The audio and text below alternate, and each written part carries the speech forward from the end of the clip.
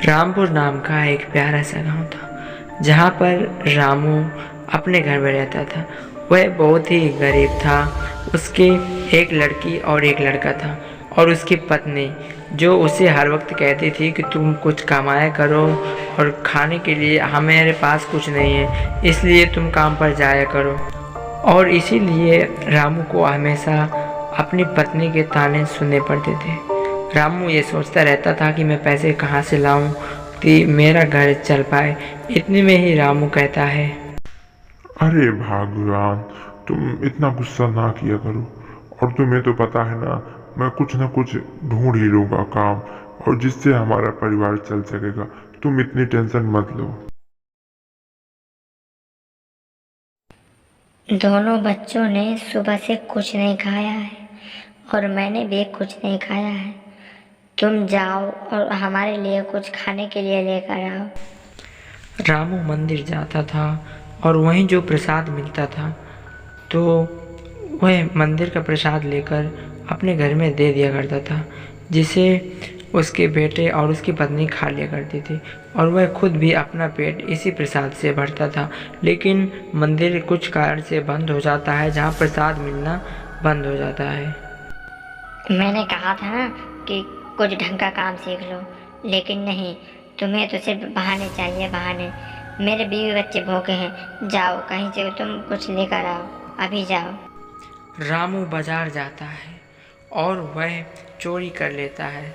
एक दिन फिर वह पकड़ा जाता है, जहाँ पर रामू को दुकानदार ने पकड़ लिया था।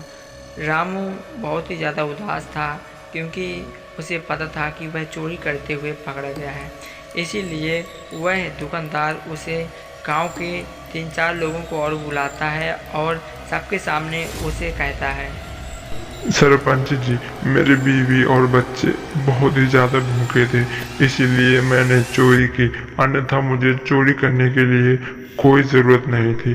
देखो रामू, चोरी चोरी होती है, तुम चाहे अपने परिवार के लिए करो या घर के लिए, और तुम्हें इस चोरी के कारण तुम्हें इस गांव से भी निकाल दिया जाता है।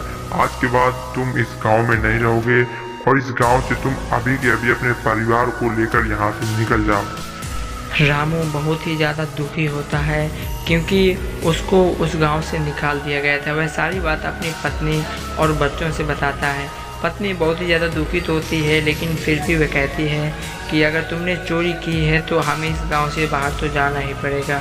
रामू और उसके दोनों बच्चे और उसकी पत्नी तीनों उस गांव से बाहर चले जाते हैं जंगल में रहने के लिए। अब उन्हें जंगल में कोई भी घर नज़र नहीं आ रहा था। उन्हें एक कुटिया दिखाई देती है और उन्हें लगता है कि हम इस कुटिया में आराम से सो सकते हैं। वह सब लोग सोते हैं, लेकिन रामू को कुछ दहाड़ने की आवाज़ आ रही थी, जैसे कि कोई शेर हो और उन्हीं के आसपास दहाड़ रहा हो। इतने में रामू उठता है और अपने बच्चों और अपनी पत्नियों को जगाता है और उनसे कहता है कि चलो यहाँ से चलते हैं, यहाँ पर कोई न कोई है और शेर हमें आकर खा जाएगा, यहाँ पर शेर है। इसी कारण से वह डर कर उठकर भाग जाते हैं। वह भागते भागते एक बहुत ही बड़े गुफा के पास पहुंच जाते हैं, जहाँ पर वह गुफा को बहुत ही अच्छे से देख रहे थे कि ये कैसी गुफा है और कैसी वह सोच रहे थे कि इस गुफा के अंदर जाए कि ना जाए, क्योंकि उन्हें डर भी लग रहा था कि गुफा के अंदर कोई शेर या कोई दूसरा जानवर होगा तो हमें अपनी जान से भी हाथ धोना पड़ेगा।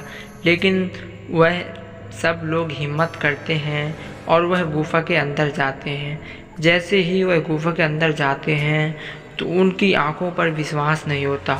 उस गुफा के अंदर बहुत ही ज़्यादा पैसे, धन दौलत सब कुछ था और वह उस पैसे को ले लेते हैं और वह कुछ दिनों में बहुत ही अच्छा घर खरीदते हैं।